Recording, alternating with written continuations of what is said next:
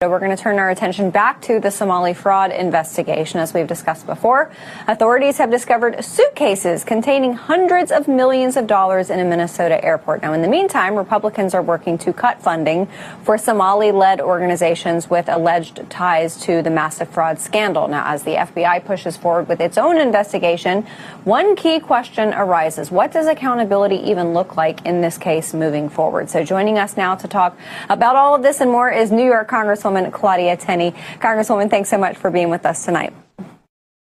Great to be on with you, too. What a crazy time we're seeing here, aren't we?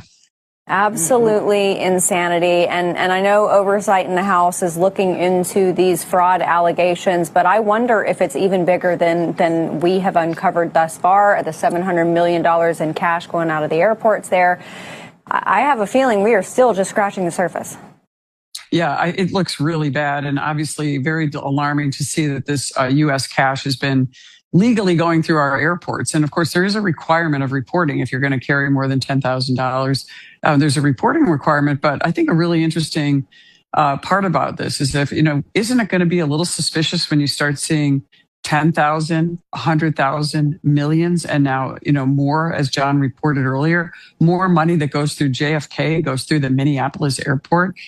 Something's wrong there. And I think something that's very interesting that we impose on banks is that banks are required under banking law to require and file and keep track of what they call suspicious activity reports. This is something I think we need to do now when we see the large amounts of U.S. cash, and it's always U.S. cash. I mean, you're not going to see, Chinese yen or anything else going through there. And U.S. cash is king, and we need to certainly have this type of cash exchange reported.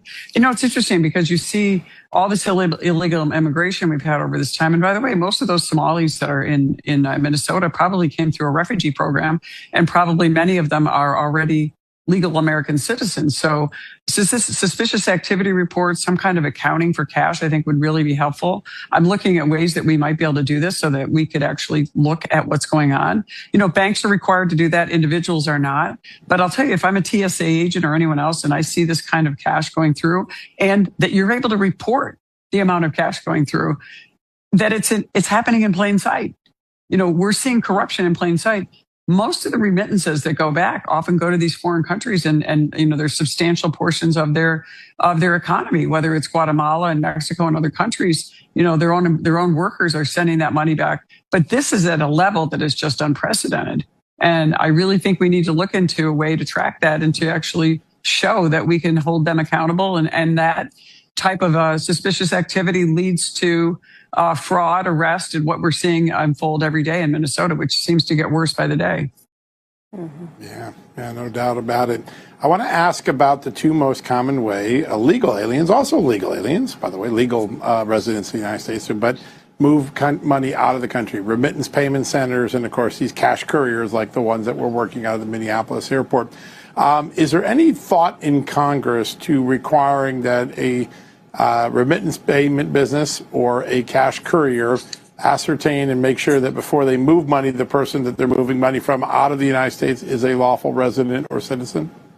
Yeah, I think that should be a requirement. And also they should have some kind of certification that you are a person that we can trust. Our intelligence forces have already vetted that you can be carrying these huge amounts of cash back and forth to other countries. And I don't think those types of laws are in place. And I think that's a really good way to start having accountability and also tracking where this cash leaving the United States is going. And look what it would have led to had we paid attention to this over the last 10 years, and what you reported earlier on $700 million. I mean, that's almost $1 billion going, I think it was 700 million going, through an airport in Minneapolis, not JFK. Amazing, right?